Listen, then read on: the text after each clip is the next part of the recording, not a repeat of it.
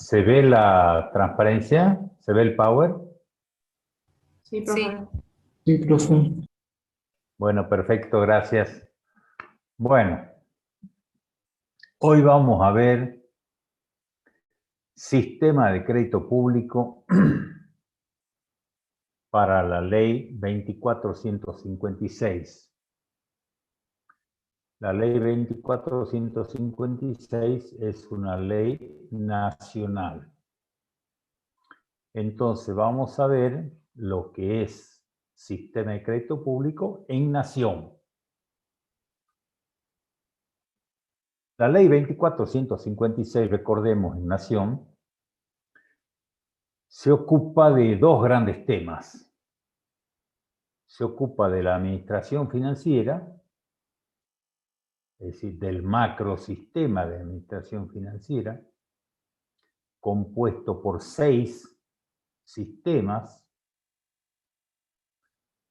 4 sistemas, que son presupuesto, contabilidad, tesorería y crédito público,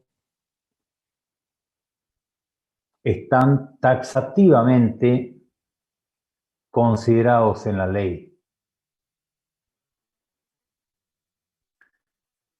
Y los otros dos,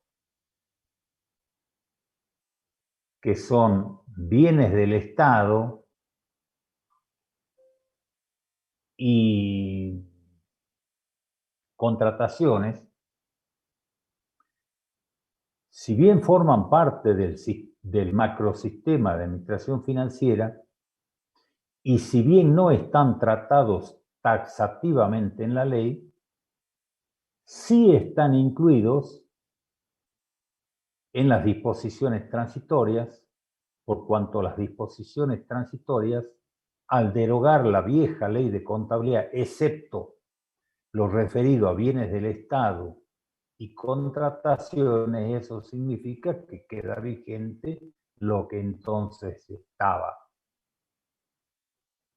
Entonces, reitero, la ley 2456 se refiere a dos grandes temas: un macrosistema de administración financiera y un macrosistema de sistemas de control. Todo ello para el sector público nacional.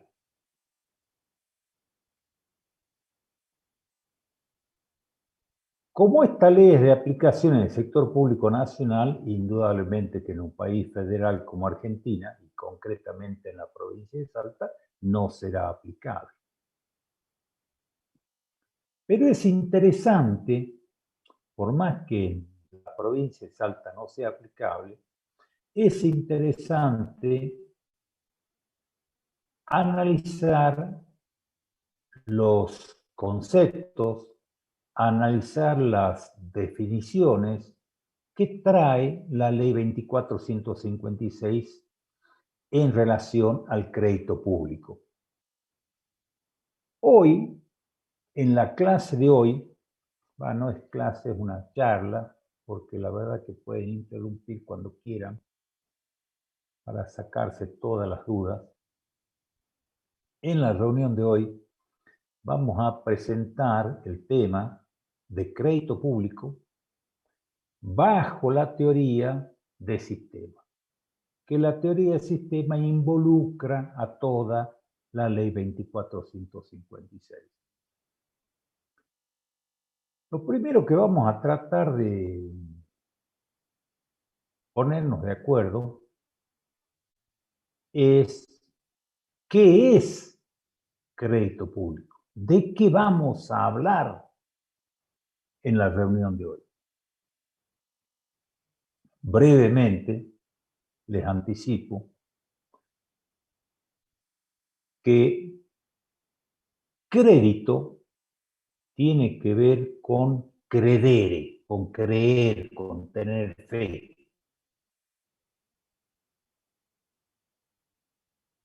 Crédito público tiene que ver con creer, con tener fe en los asuntos de Estado, particularmente en relación a la hacienda pública. Y cuando uno cree, cuando tiene fe, tiene confianza. Entonces el crédito público pasa necesariamente, imprescindiblemente, por la confianza. Tan es así que pasa por la confianza que existen indicadores de confianza, tal es el caso del riesgo país. Todos, ustedes, yo, todas las organizaciones privadas y públicas siguen normalmente la evolución de este indicador riesgo país. Este indicador riesgo país es un indicador indudable de confianza. Este indicador de confianza genera que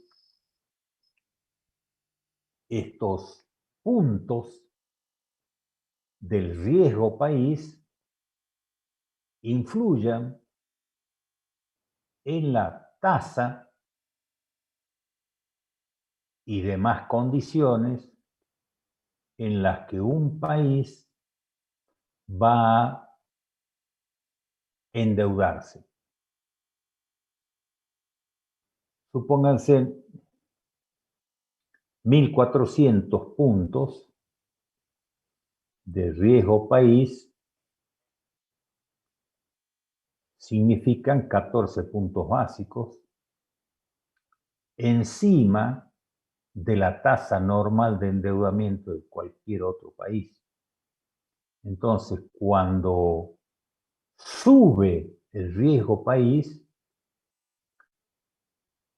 o baja el riesgo país, sube o baja este spread con el que el país sale a buscar sus proveedores de deuda. ¿Cuál es la normativa aplicable? Vamos a conversar cuál es la normativa. Bueno, discúlpenme, hablando de confianza, no podemos olvidarnos de un hombre chino-americano, Francis Fukuyama, que casualmente en Estados Unidos escribió un libro de Truth, la confianza. Él en ese libro llega a decir que la confianza, además de mover este spread, mueve la economía de un país, mueve el humor de la gente del país.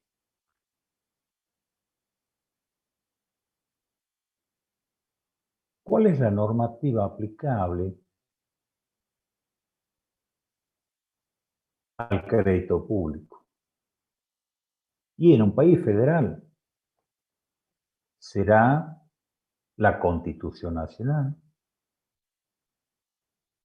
Luego, en el Estado provincial será la Constitución Provincial. En el Estado municipal será la Carta Municipal para aquellos municipios grandes. Será la Ley de Municipalidades para los municipios chicos, es en primer lugar. Luego, en nación será la Ley 2456, su reglamentación, y una serie de otras normas de distintos niveles que hoy vamos a tratar de mirar un poco. Hoy, de verdad, deberíamos hacer historia no la vamos a hacer por una cuestión de falta de tiempo, nada más. Deberíamos hacer historia de cuándo fue el primer endeudamiento de Argentina. ¿Por qué se generó ese endeudamiento? ¿Cuál fue el destino de ese endeudamiento? ¿Cuáles fueron las condiciones en las que se tomó ese primer endeudamiento? ¿Cuál era el contexto internacional que existía en el mundo en aquel momento? ¿Argentina era una gran potencia o no era una gran potencia? Porque fíjense que nosotros estamos allá en el fin del mundo. Entonces, ¿por qué nos dan a nosotros un crédito, el primer crédito? Después es interesante mirar un poco la historia, la evolución de la deuda. ¿Cómo fue creciendo o no creciendo? ¿Cuáles fueron los momentos en que creció más? ¿O cuáles son los momentos en los que creció menos? Es interesante saber cuál es la situación actual en la que hoy estamos en el mundo. ¿Por qué es que actualmente está viajando permanentemente el ministro de Economía ante los distintos foros internacionales y ante los distintos miembros que componen los foros internacionales de endeudamiento? ¿Qué es lo que están conversando? Ahora viajó el presidente. ¿Es necesario o no este tipo de relaciones? Nos deberíamos preguntar, las normas de crédito público que les anticipé que están en la Constitución del 53. ¿Siempre existieron estas normas de crédito público? ¿Cómo hemos llegado a la situación actual de que el crédito público representa tantos puntos del PBI, o que el crédito público representa tanto de las cuotas del servicio a la deuda, representa tal porcentaje en el presupuesto? Es interesante hacer ese análisis histórico, que reitero, hoy no lo vamos a hacer, pero recomiendo que el alumno bucee en la web al respecto.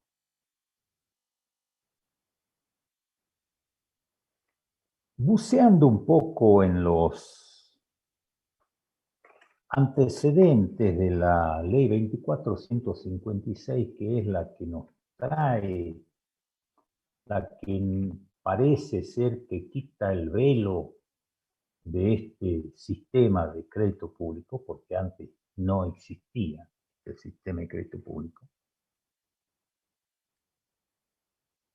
Ahí, buceando en los antecedentes de la 2456, podemos sacar algunos datos realmente interesantes.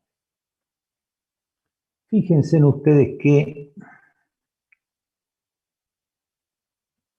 Argentina es una porción de América Latina. Toda América Latina, que más que menos, siempre tuvo que recurrir a organismos multilaterales de crédito a fin de equilibrar sus presupuestos. Y también tuvo que recurrir a fin de equilibrar sus balances de pago y por distintas cuestiones relativas a su política económica y financiera. Argentina, como toda Latinoamérica, vivió permanentemente recurriendo a fuentes de endeudamiento. Entonces, los organismos multilaterales de crédito, cuando tenían que verificar la posibilidad de pago o repago de la deuda o el destino de esos créditos, imagínense, viajaba a un país y tenía un sistema de crédito público, o no tenía. Iba a México, tenía montado un determinado sistema. Costa Rica, Panamá, Colombia, Venezuela, Perú, Brasil, que es muy grande, Bolivia, Paraguay, Argentina. Cada uno tenía su propio librito para el mismo tema. Tan es así que los auditores que tenían que verificar si es que los países estaban en condiciones de asumir esta línea de crédito, debían verificar los destinos, debían verificar la capacidad de repago, debían verificar la incidencia o el peso de la deuda y sus efectos en la economía y fundamentalmente en la economía social. Se dieron con que cada uno de los países tenía su propio librito. Entonces, a través del Banco Mundial, se propuso a todos los países latinoamericanos, estamos hablando del Río Grande para abajo, es decir, desde México inclusive para abajo, les propuso adoptar una serie de reglas del bien hacer, llamémosle, referidas al crédito público. Así es que surge el famoso CIMAFAL, que es un sistema de administración financiera para América Latina y Caribe. Cada uno de los países tomó la filosofía contenida en esta propuesta y trataron de acercarse. En Argentina, concretamente en abril del 91, el Poder Ejecutivo remite al Poder Legislativo un mensaje de elevación conteniendo el anteproyecto de la Ley de Administración Financiera y de los Sistemas de Control. Ese mensaje, que responde a una muy buena técnica legislativa, porque el mensaje lo confecciona el Poder Ejecutivo. En el mensaje se dice: señores, honorable Congreso de la Nación,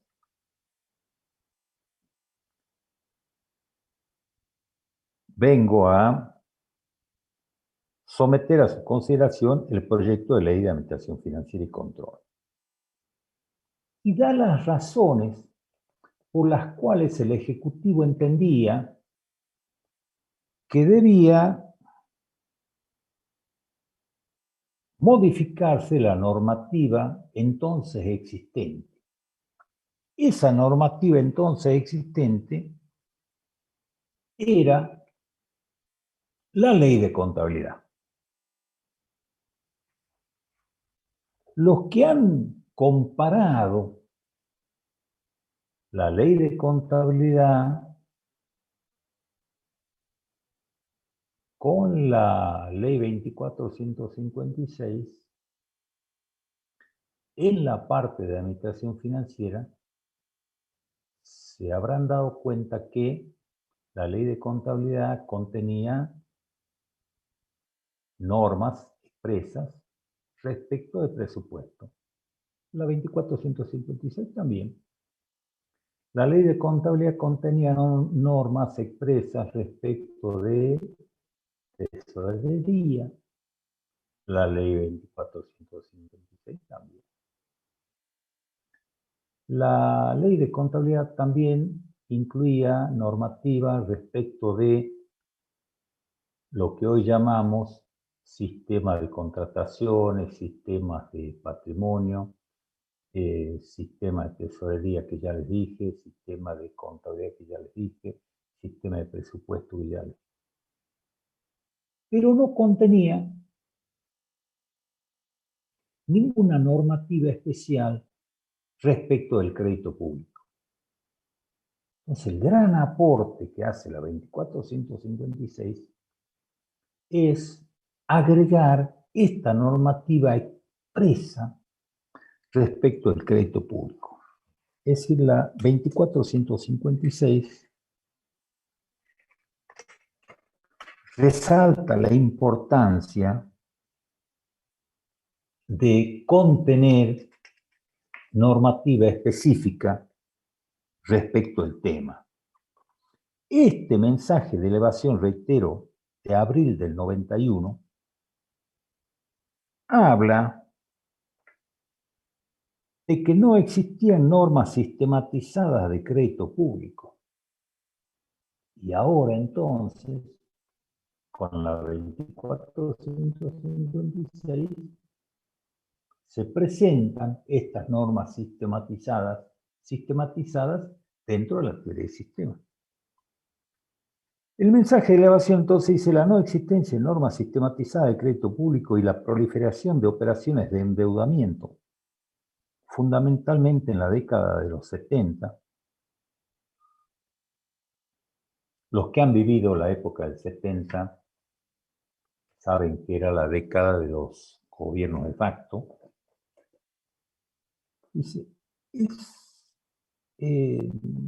Han originado una gran debilidad en la administración de este sistema y en la disponibilidad de la respectiva información. Veamos entonces, en aquel momento casi no se sabía cuánto se debía, a quién se le debía, por qué se había producido el endeudamiento, en qué se había destinado ese endeudamiento. No se sabía muy bien cuáles eran las condiciones del endeudamiento. Entonces, en aquel momento, el mensaje de elevación o la intención del Poder Ejecutivo era tener un sistema que pudiera dar respuesta a todas estas preguntas. Así entonces, el mensaje de elevación justifica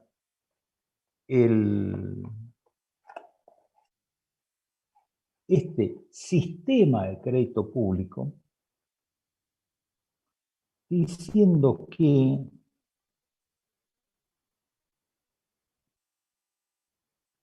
la necesidad de sistematizar y controlar el endeudamiento público para mantener su nivel en consonancia con la capacidad de las entidades para hacer frente al pago de los servicios respectivos, lleva al Poder Ejecutivo Nacional a establecer en el proyecto de ley un sistema de crédito público. Parece ser que se producían los endeudamientos sin saber si se podía pagar. Parece que sí. Dice, las características fundamentales de este sistema que se propone, dice, trata de establecer precisiones conceptuales que son fundamentales para realizar operaciones de crédito público, administrar su ejecución y atender sus servicios. Esto es importante lo que está diciendo el mensaje de liberación. Habla de precisiones conceptuales. Esto siempre me lleva a decir que las cosas no son lo que son, sino que son lo que la ley 2456 dice que son. Esto significa que la ley 2456 trae definiciones a fin de uniformar el lenguaje y que todos sepamos de qué estamos hablando.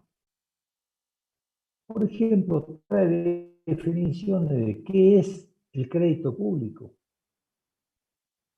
qué es el endeudamiento que se genera de usar ese crédito público. Trae precisiones en relación a cuáles son los instrumentos que generan la deuda pública. Trae precisiones en cuanto al destino de ese endeudamiento y trae precisiones respecto a las prohibiciones en cuanto a los destinos de esos endeudamientos, entre otras cosas, porque también trae precisiones en cuanto al órgano coordinador, el órgano rector, da todo un procedimiento para la clasificación de la deuda, da todo un procedimiento para la tramitación de la deuda, explica cómo se compone el servicio de la deuda, es decir, la cuota que se paga. También la ley 2456 trae un diseño de organización del sistema. Como toda la filosofía de la ley, cada sistema tiene su órgano coordinador, cada sistema tiene su órgano rector. En este caso tan especial, que es el crédito público, trae también el planteo de la necesidad de tener un software especial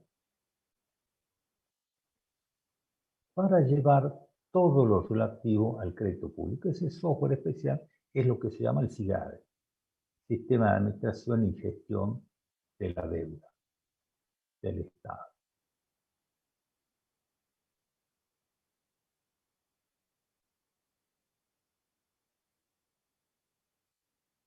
También la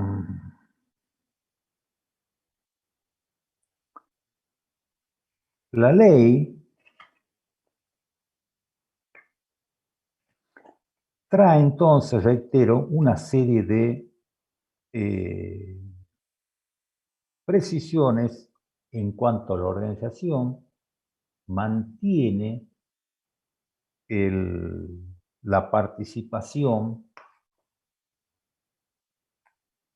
del Banco Central en lo que es crédito público. Esto es básico. Antes no estaba como obligatoria la participación del central. Y fíjense qué gracioso, porque el Banco Central es el rector del sistema financiero y es el custodio del valor de la moneda. Entonces, si el Banco Central centraliza todo lo que es moneda extranjera, pero el Banco Central no se entera de quién se endeuda, es decir, cuándo entra divisa y quién tiene que pagar, es decir, cuándo tiene que salir la divisa, y me parece a mí que es un poco difícil para el central ir haciendo ese equilibrio entre reserva y base monetaria.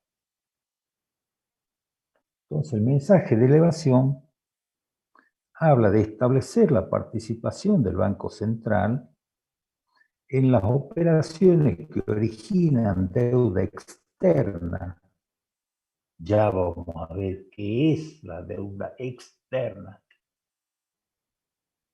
Y por contraposición, qué es la deuda interna.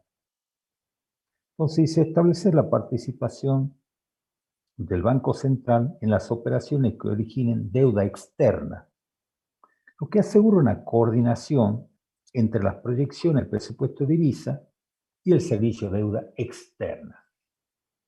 Interesante, porque el central participa nada más que en la deuda externa, porque la deuda externa es la que genera la entrada y salida de divisa. La deuda interna es la que se soluciona internamente acá dentro del país. Pues ya vamos a dar más precisión en cuanto a la interna y externa.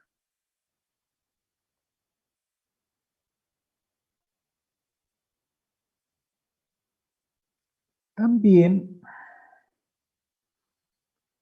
centraliza todas las operaciones de crédito público en el órgano coordinador. No es el órgano rector, sino es en el órgano coordinador. Es decir, por la importancia del tema, levanta el nivel y las operaciones de endeudamiento no las refiere, no las tramita el órgano rector, sino con la autorización previa del órgano coordinador. Entonces, centraliza en el órgano coordinador de los sistemas la autorización para iniciar el trámite, tendiente a la consecución de medios de financiamiento que originen deuda pública, tanto interna como externa, lo que le permite controlar que los nuevos endeudamientos se realicen de acuerdo con la capacidad de pago. Y está bien, lo que se está buscando es confianza. ¿Cómo puede ser que nos vayamos a endeudar y no le garanticemos al acreedor la capacidad de pago? También se crea una oficina nacional, que es el órgano rector, con responsabilidad de administrar este sistema y de participar en la fijación de la política crediticia. Y acá viene, para mí, lo más importante, y que el mensaje, en su inciso H, dice, y por último, y quizás sea lo más importante desde el punto de vista del resguardo del patrimonio público y la transparencia de las operaciones, se establece la participación del Congreso en todas las tramitaciones que impliquen endeudamiento directo o indirecto de la Administración Nacional. Para mí es fundamental esta participación del Congreso, porque el Congreso es el representante del soberano. Entonces, es el representante del soberano quien autorizará o no este endeudamiento directo o indirecto. Esta es otra clasificación. Endeudamiento directo, endeudamiento indirecto. Después veremos qué es el endeudamiento directo, qué es el endeudamiento indirecto.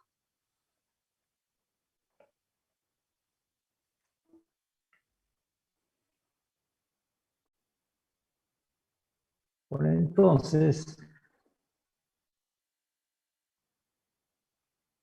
reitero que vamos a estudiar hoy, muy brevemente, por cierto, el sistema de crédito público bajo la óptica de la teoría del sistema.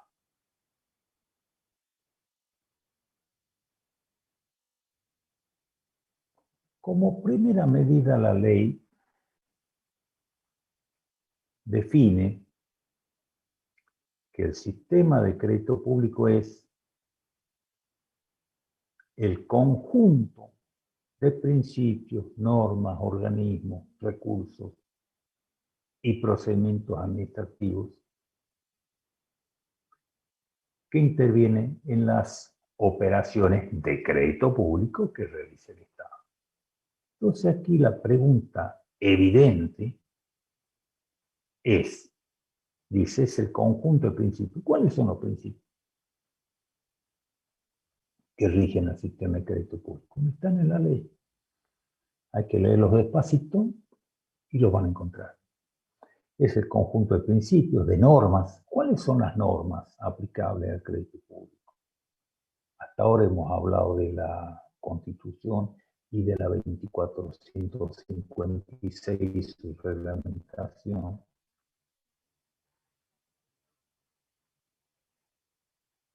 ¿Existen otras normas referidas al crédito público? Sí, por supuesto.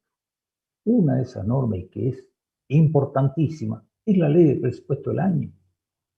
Porque la ley de presupuesto del año, como recurso, les autorizará el tope máximo para recaudar y como gasto les autorizará el tope máximo para pagar el servicio de la deuda. Después nos vamos a preguntar qué es el servicio de la deuda. Anticipo. El servicio de la deuda es capital, intereses y gastos pactados.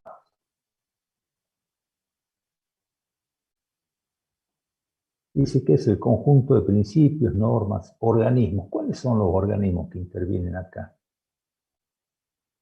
Recursos, conjunto de recursos, procedimiento administrativo. Dice, tendiente a captar recursos de financiamiento. No son recursos tributarios, no son recursos no tributarios, son recursos del financiamiento, los que están debajo de la línea. No son corrientes, no son de capital, son de financiamiento. Están debajo de la línea, son fuentes financieras. Con el objeto de capturar recursos con destino a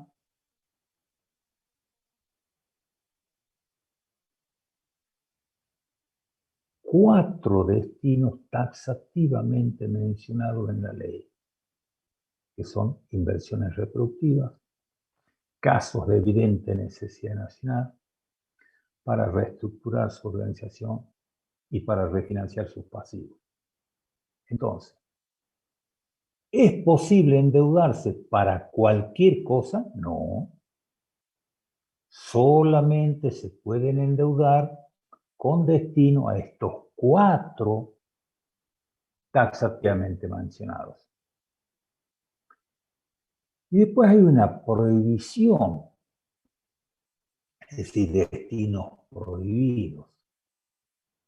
Como constituyen recursos extraordinarios, porque no es normal esto de andar endeudándose, lo normal es no pedir crédito, lo normal es autofinanciarse. Como también así reconozco como normal el endeudamiento destinado a apalancar inversiones reproductivas, casos de evidente necesidad nacional, casos de reestructurar su organización o refinanciar su pasivo. Eso es normal. Lo que no es normal es destinar el endeudamiento para hacer frente a gastos corrientes.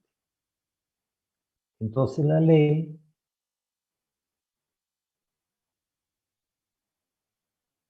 prohíbe el endeudamiento con destino a gastos corrientes. Ahora, venimos diciendo desde hace rato que las cosas no son lo que son, sino lo que la ley dice que son. Entonces la ley me habla de que el endeudamiento se puede destinar a inversiones reproductivas. ¿Qué es una inversión reproductiva?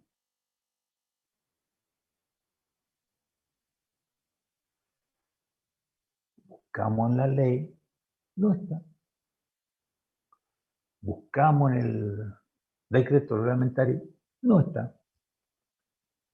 Entonces, a pura teoría,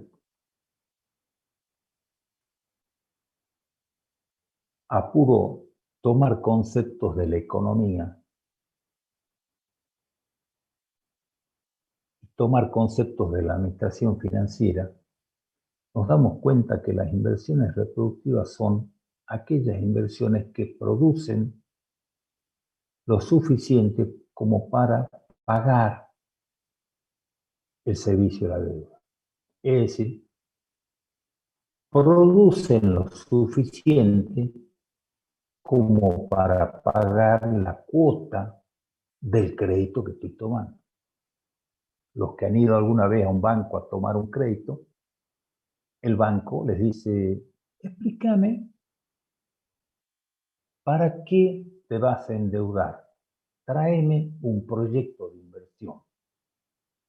Entonces uno lleva un proyecto de inversión, muestra un cash flow y dice, bueno, una vez que yo tome este crédito, lo voy a destinar a tal cosa, esta actividad que yo voy a generar me va a producir tal superutilidad, es decir, tal utilidad fuera de lo normal, y con este nuevo recurso voy a hacer frente a la cuota. Entonces este crédito se va a destinar a una inversión que va a ser autosustentable. Bueno, esto es lo que pasa acá. Se pretende que los endeudamientos se destinen a inversiones reproductivas. En un estado, ¿cuáles son las inversiones reproductivas? Hay, por ejemplo, un camino que desarrolla una determinada zona, una hidrovía que permite bajar los costos y a lo mejor favorece la exportación. Hay muchísimos casos. Otro caso, casos de evidente necesidad nacional. Tampoco los define la ley ni el reglamento. Y entonces tenemos que recurrir a la pura teoría. Hoy entiendo yo que el caso de la pandemia es un caso de evidente necesidad nacional. Y entonces me puedo endeudar a fin de comprar equipamiento para atender las personas que caen dentro de la pandemia, o para evitar que caigan, o para comprar la vacuna. Para mí, eso sería un caso de evidente necesidad nacional. Para reestructurar su organización, esto es el caso de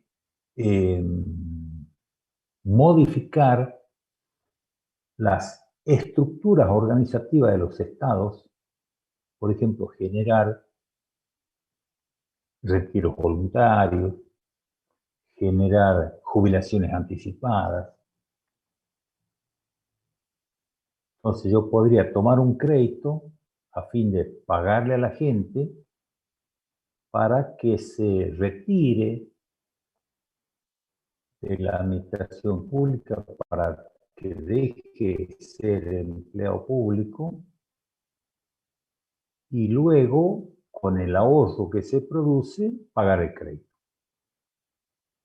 También puede ser, otro caso de reestructurar la organización, por ejemplo, tomar un crédito destinado a el equipamiento en software informático, que es muy caro, tanto el software como el hardware.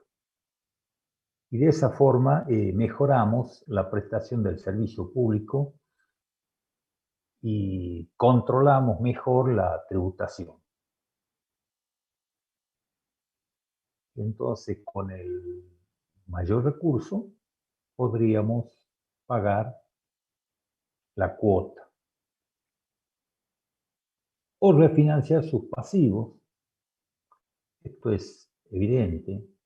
Es decir, llega el momento que tengo que pagar la cuota, tanto el capital como de interés o lo que sea, según las condiciones pactadas, y no tengo plata. Por distintas razones no tengo plata. Entonces tengo que tomar un nuevo crédito a fin de hacer frente a este pasivo, porque si no hago frente a este pasivo caigo en default, con sus consecuencias, porque es decir, no hay prisión por ser pobre, no hay prisión por no poder pagar las deudas, pero el riesgo país sí se va a volar por las nubes y me va a aprisionar vía la tasa en otros nuevos créditos, o me va a movilizar la bolsa de las empresas nacionales y se van a caer las cotizaciones. Entonces, a veces es importante evitar el default como sea y salir a refinanciar los pasivos. Ese, como sea, no es tanto así como yo lo digo, como sea. No, es cuando las nuevas condiciones que se generen por el nuevo crédito para refinanciar el pasivo viejo sean mejores que las anteriores. Aquí tenemos biblioteca para conversar cuáles son las mejores condiciones cuando uno está al borde del abismo. Pero bueno.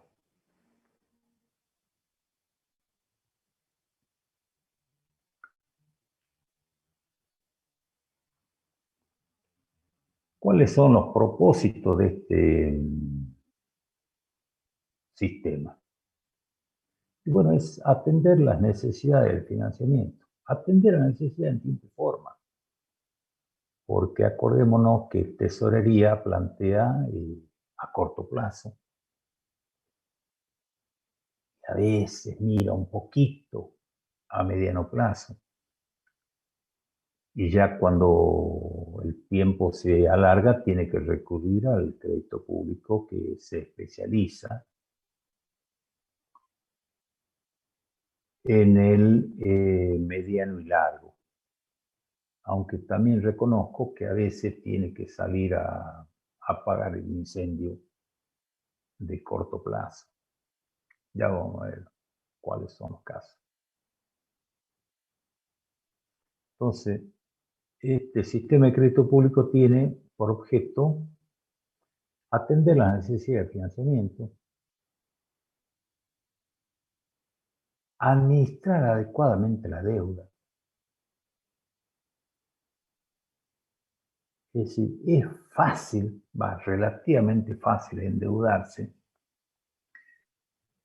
pero no es tan fácil la administración de la deuda. Y la administración de la deuda significa, en primer lugar, coordinar el ingreso de los recursos con el destino al cual están directamente vinculados. Tiene que ver con el tiempo y la forma del cumplimiento de las obligaciones. También otro propósito importantísimo del sistema es registrar la evolución de la deuda. Nosotros como contadores sabemos que la registración contable es un elemento de prueba. Y nosotros sabemos que el sistema de contabilidad es un sistema de información. Entonces, en la medida en que esté bien registrada la deuda, sabremos por qué nos hemos endeudado, para qué nos hemos endeudado. Si es que esa deuda se destinó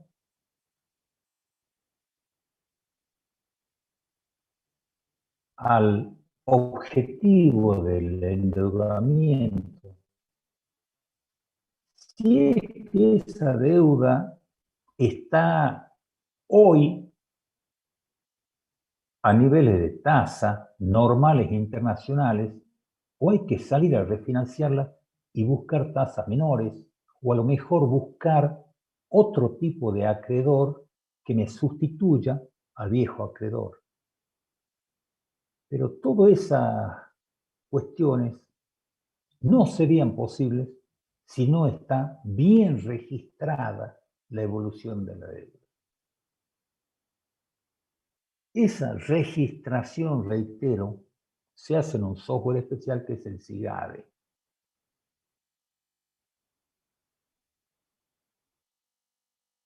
Acá señalo como importante una excepción al principio marco de la ley. La ley, acordémonos que tiene un principio general que es el de la centralización normativa y descentralización operativa, y que en el caso concreto del crédito público no es aplicable, porque el órgano rector no tiene la totalidad de la centralización normativa ni la totalidad de la descentralización operativa. Porque acuérdense ustedes que el inicio del trámite lo autoriza el órgano coordinador, no el órgano rector.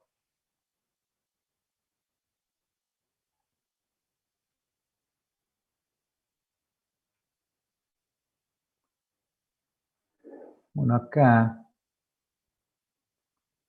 esta otra transparencia, reitero lo que ya hemos conversado, que crédito viene de credere, de creer, de tener fe, que está muy vinculado a confianza. Y entonces el crédito público está vinculado a la confianza del Estado. El crédito público entonces es una medida de credibilidad. Después hablo de Francis Fukuyama, que es lo que cree él.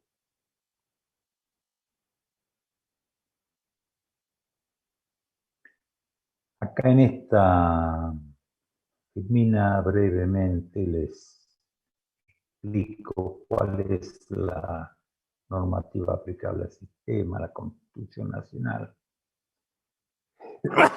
Perdón, les señalo algunos artículos. La Ley 24.156, reglamento, la Ley de Presupuesto Anual Respectiva, leyes especiales que aprueban la operativa especial del crédito. Esto es porque hay créditos que no están contemplados en la Ley de Presupuesto y que a lo mejor hay que salir a tomarlos. Eso, salir a tomarlos, implica que previamente tiene que haber una ley especial modificatoria de la Ley de Presupuesto original que autorice el salir a tomarlo. Después, por supuesto, la Ley Complementaria Permanente de Presupuesto, la Ley de Ministerios, los reglamentos para el procedimiento de emisión, la Ley de Solvencia Fiscal, la ley de Régimen Federal de Responsabilidad Fiscal, las instrucciones del órgano rector, que es la Oficina Nacional de Crédito Público. La mejor instrucción que produjo el órgano rector es el manual del crédito público, que recomiendo que se lo lea, y por supuesto la Carta Orgánica del Central. El ámbito de aplicación de esta ley es el sector público nacional, y el sector público nacional según la definición que da el artículo 8 de la ley 2456. Bueno, acá en esta transparencia lo que trato de resaltar es que hay un antes de la ley 2456 y un después de la ley 2456. Y un poco acá les resumo algunas cositas interesantes que dice el mensaje de elevación y que ustedes lo pueden buscar fácilmente en la web.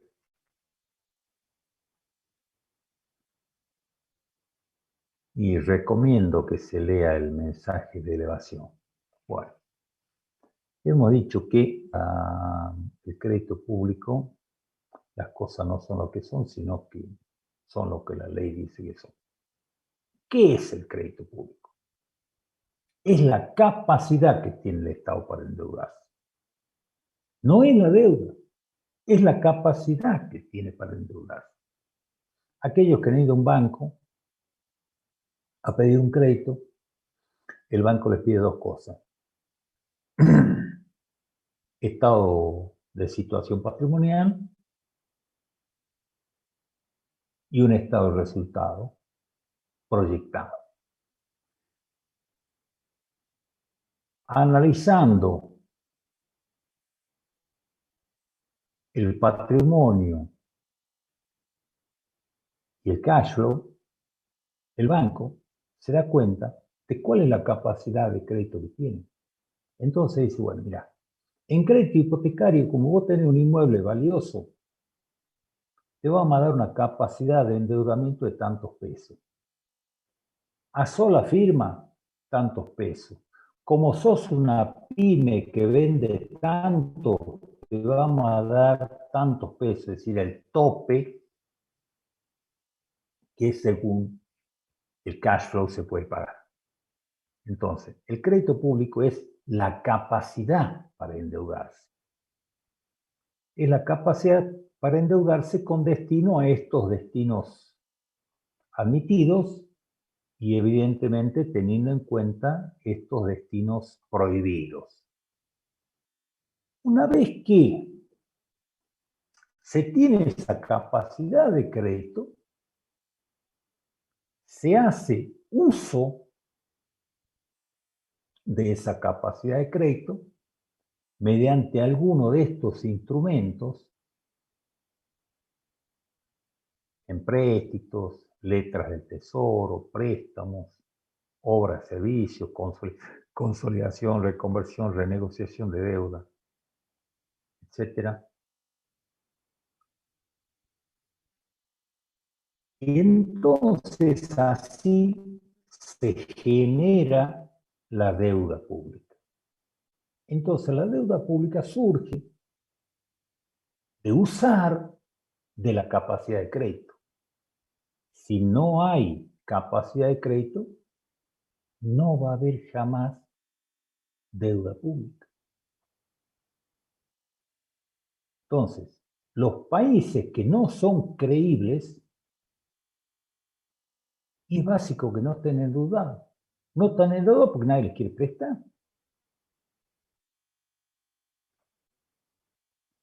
Una vez que se genera la deuda pública, esa deuda hay que pagarla. Hay que pagarla en cuotas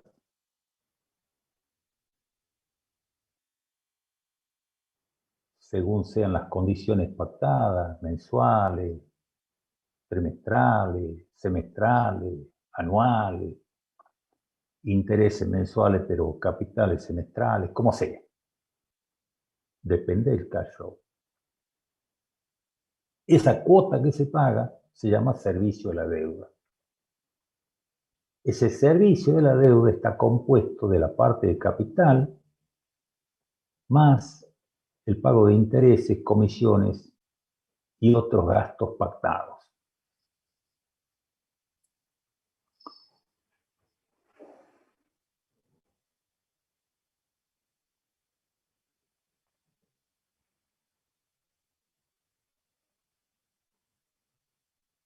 Entonces, la deuda pública claramente se ve que es el endeudamiento que surge de usar de alguno de los instrumentos de crédito.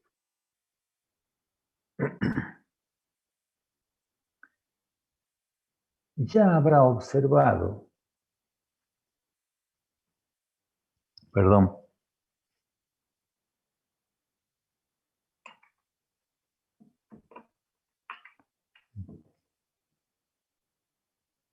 ya habrá observado el alumno que cuando hablamos de deuda pública no hemos incluido a la deuda del tesoro, a la deuda de tesorería, que son las órdenes de pago impagas al cierre en la tesorería. ¿Son deuda? Sí, son deuda. ¿Son deuda pública? No, no son deuda pública. Es deuda de tesorería. ¿La deuda de tesorería conforma la deuda pública? No. Entonces, ¿cuánto es el total de la deuda del Estado? Es la deuda pública, interna o externa, más la deuda del Tesoro. ¿Qué deuda? Más las letras de tesorería que son emitidas por la Tesorería General de la Nación para hacer frente a los déficits estacionales de caja, que durante el ejercicio, como la teoría dice, como la ley dice, que estas letras de tesorería que se emiten van a ser canceladas hasta el cierre del ejercicio, durante el ejercicio, antes del cierre, no es deuda, porque estamos suponiendo de que van a ser canceladas. Ahora, si suponemos mal y no son canceladas, la parte no cancelada sí se transforma automáticamente en deuda pública. Se transforma automáticamente en deuda pública. Una cosa muy interesante que trae la ley 2456 y cuya aplicación para el exterior sería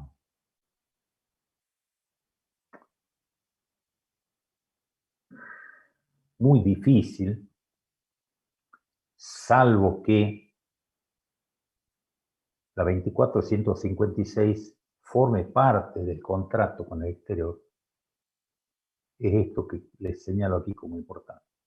Dice, las operaciones de crédito público realizadas en contravención a las normas de la 2456 son nulas y sin efecto. Es decir, el Estado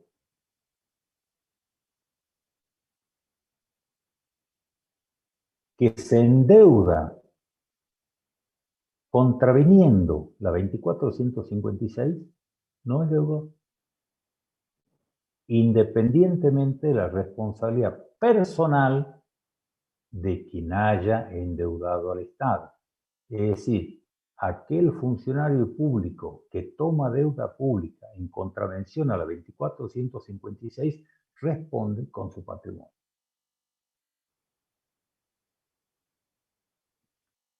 Las obligaciones que se deriven de esas operaciones no serán oponibles ni a la Administración Central ni a cualquier otra entidad contratante del sector público nacional. Fíjense que quien nos viene a prestar plata tiene que saber de la ley 2456, ¿no? Porque si no sabe la 2456 y después se entera, nos va a llevar a litigar En Argentina va a perder el litigio, porque en Argentina nos regimos por la 2456. Pero si nos ponen el incumplimiento del presente contrato deberá liquidarse en los foros, en los tribunales de Nueva York, y ahí seguramente no vamos a poder decir, mirá, este crédito ha sido tomado contraviniendo la 2456. No van a decir, ¿sabe qué? Pero es una ley de ustedes. Acá tienen que pagar. ¿Sí? Y nosotros acá le llamamos fondo buitres. Bueno, estos son los instrumentos que generan deuda pública. Es decir, la deuda pública, a los efectos de esta ley, reconoce su origen en la emisión de títulos, bonos, obligaciones de largo y mediano constitutivos de una empresa. Por eso es que los títulos, bonos, obligaciones de mediano y largo que nosotros colocamos en el exterior normalmente, en Nueva York, Londres y Tokio,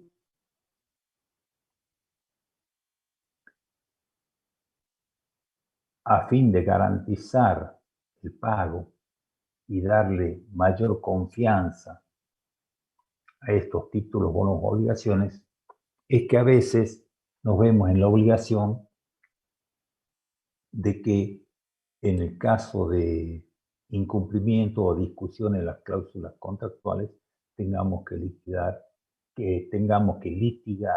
en los foros internacionales.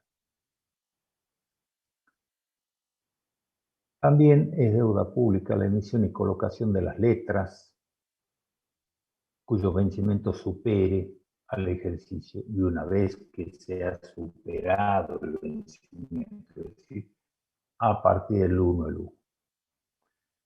También es deuda la contratación de préstamos con instituciones financieras, la contratación de obras, servicios, adquisiciones con pago pactado en más de un ejercicio. También es deuda, y esto es interesante, el otorgamiento de avales, fianzas y garantías a terceros, cuyo vencimiento supere el ejercicio. Esto sí vale la pena analizar. A veces, alguna empresa sale a bancos del exterior a tomar crédito porque las tasas del exterior son más baratas que las tasas dentro del país. Cuando salen al exterior, el prestamista del exterior les pide una aval, fianza o garantía del Estado Nacional. Cuando el Estado Nacional da ese aval, fianza o garantía, al momento de dar ese aval, fianza o garantía, ya se transforma en deuda pública y es asumida por el Estado como deuda pública y compromete la capacidad de crédito público.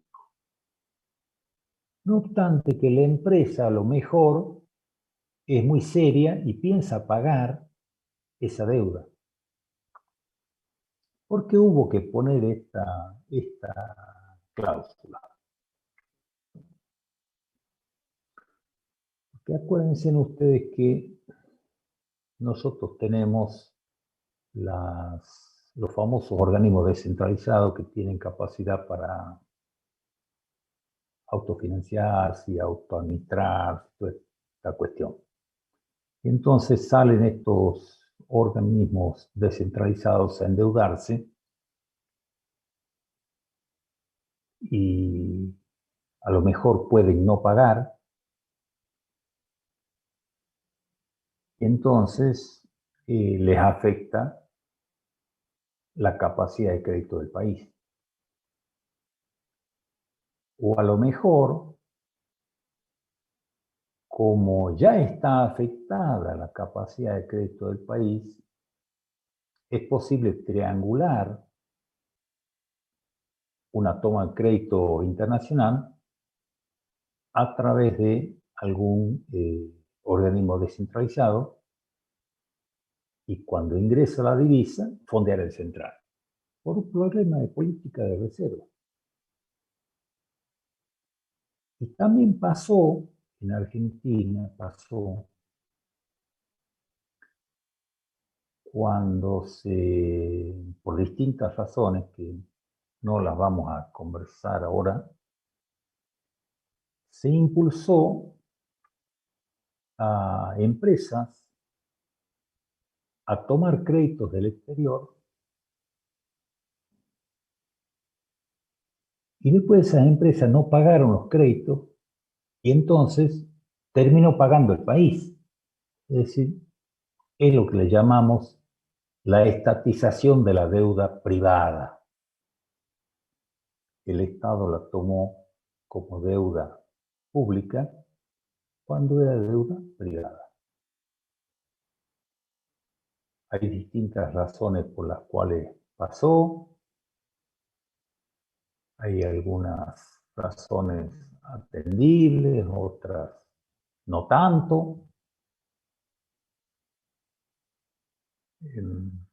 La verdad es que nunca se estudió el tema a fondo, pero la verdad es que esta cláusula fue impuesta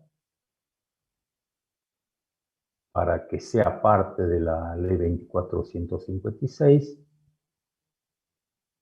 de tal forma que todas estas deudas de originalmente privados y organismos descentralizados afectaron la deuda pública. Por eso que siempre, periódicamente, se escuchan voces de que la ilegitimidad de la deuda, que tenemos que investigar. Sí, coincido que hay que investigar,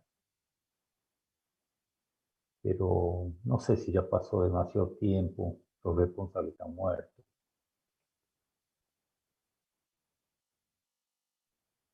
Y seguramente vamos a tener que pagar a lo mismo. Lo peor del caso es que la van a pagar nuestros nietos, porque nosotros tampoco la vamos a pagar porque no tenemos capacidad de crédito. Otra cosa que genera deuda pública es la consolidación, conversión y renegociación.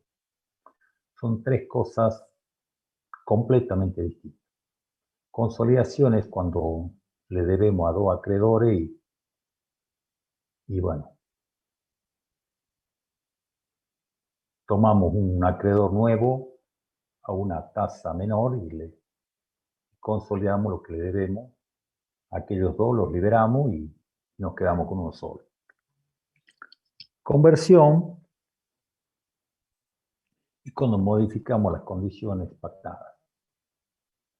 Y bueno, es bastante similar a la reorganización.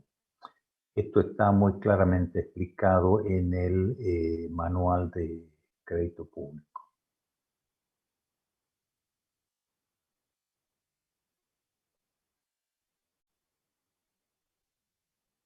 La conversión es interesante porque a veces se modifica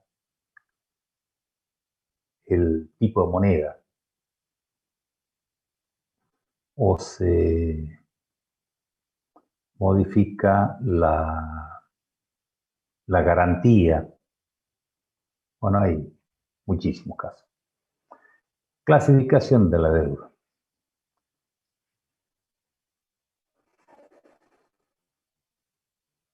La deuda se clasifica en interna y externa, directa o indirecta, y de curso legal o moneda extranjera. .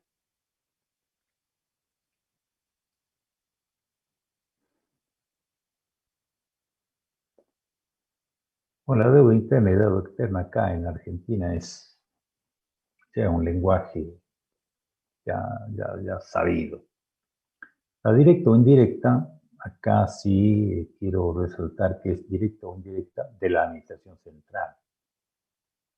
La directa es cuando la deuda la asume la administración central como deuda principal. Y la indirecta es cuando la asume cualquier persona física, jurídica, privada, pública, distinta de la administración central, pero que cuenta con su aval, fianza o garantía. Entonces ustedes me van a decir, che, pero al fin y al cabo, esta deuda pública indirecta es deuda. Es decir, se produjo el ingreso de ese recurso al tesoro del Estado y no.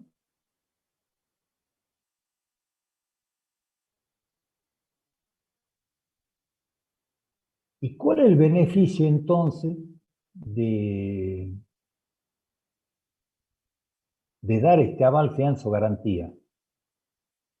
Si eventualmente vamos a tener que hacer cargo. Y bueno, es lo que le llamamos razones de política. Hay muchísimas razones de política. Supongamos que queremos desarrollar un determinado sector.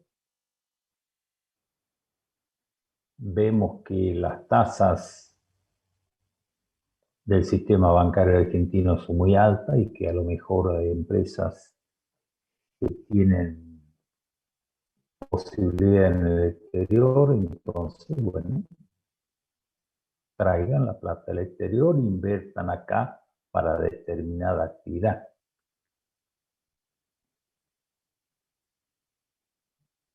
Además, me trae una externalidad positiva que es fondear central,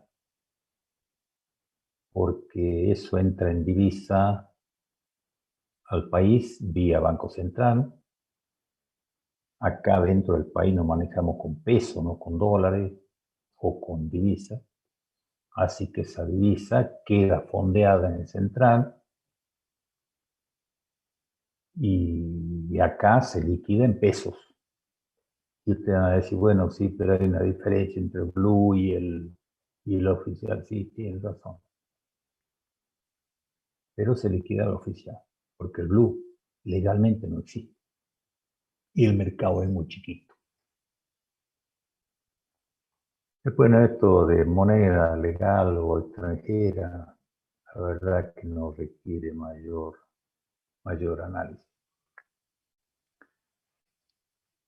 Acá en las condiciones para que tomen el crédito de deuda, reitero, el punto de partida es la autorización previa del órgano coordinador.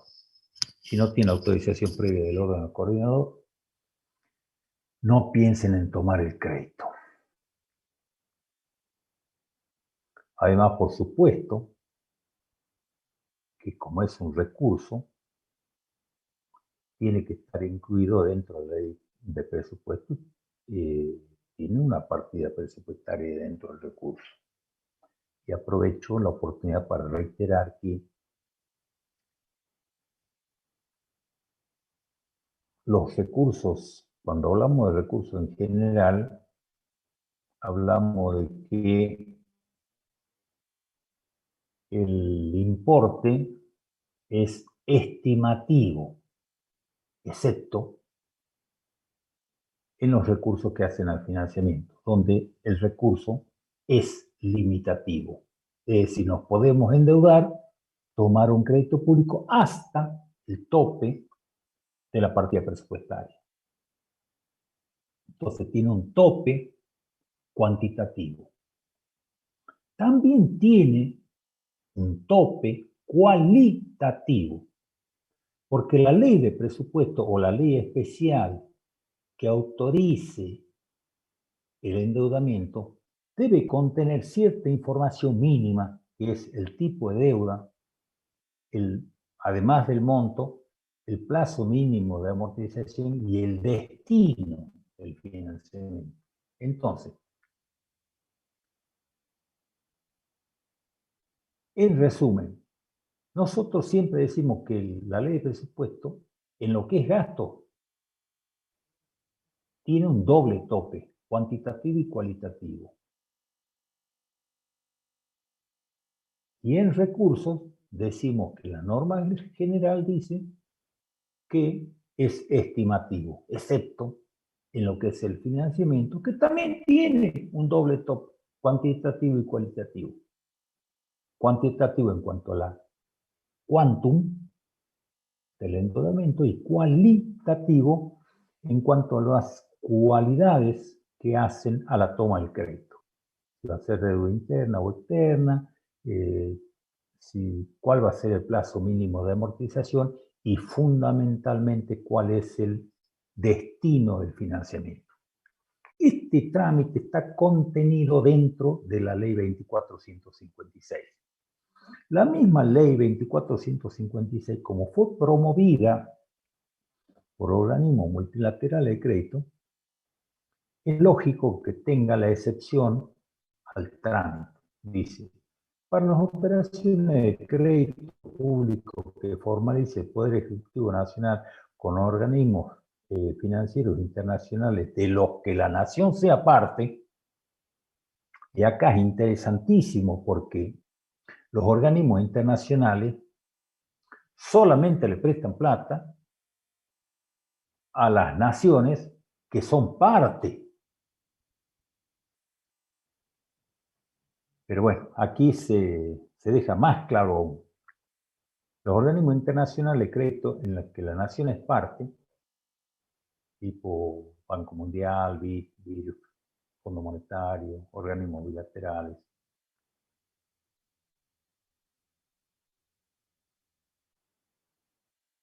estos van a estar exceptuados. Siempre esa excepción con la intervención del jefe de gabinete y el ministro, según el artículo 48 de la ley de presupuesto. ¿Sí?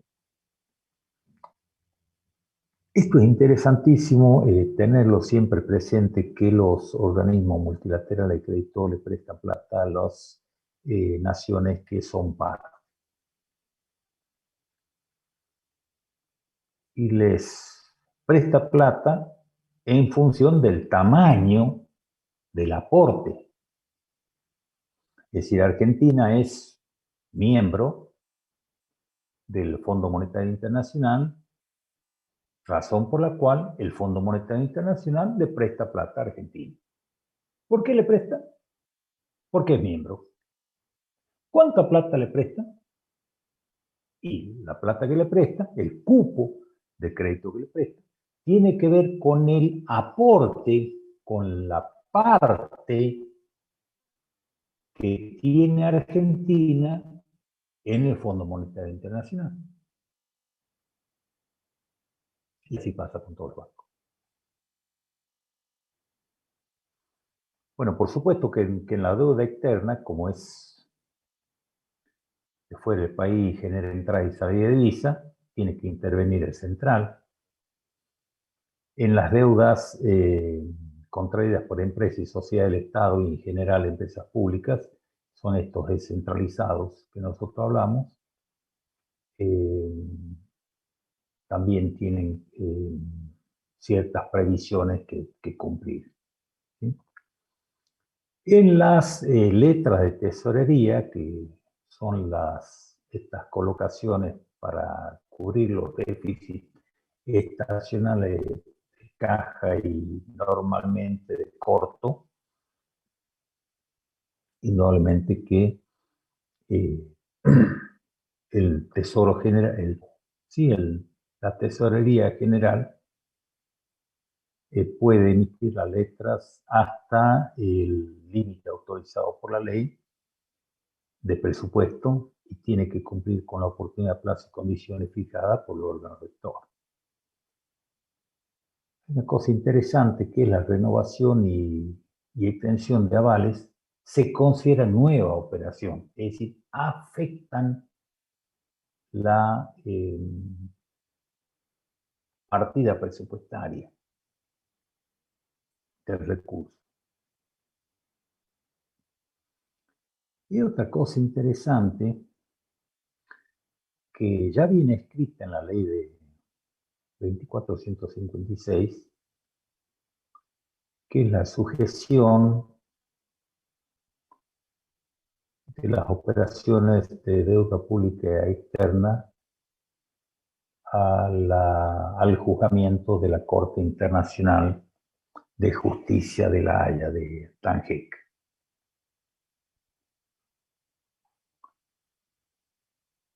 Bueno, luego les hablo del caso concreto, cuál es el trámite para las avales, fianza y garantía, cuál es el trámite mínimo para el caso de reestructuración, que incluye los 3 casos de consolidación, conversión o renegociación. Acá está la estructura del sistema. Está identificado el órgano coordinador, el órgano rector. ¿Cuál es el sistema de control? También está identificado en la Filmina. Bueno, todo lo demás lo pueden mirar en el manual de crédito público, así como en la ley 2456, y prefiero quedar a disposición de los alumnos para las dudas que ellos puedan tener.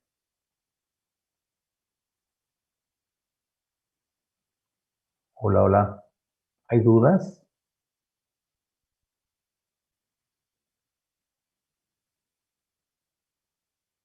Bueno, si es que no hay dudas, aprovecho la oportunidad para saludarlos, darles las buenas noches y agradecerles la paciencia de estar escuchándome. Muchas gracias.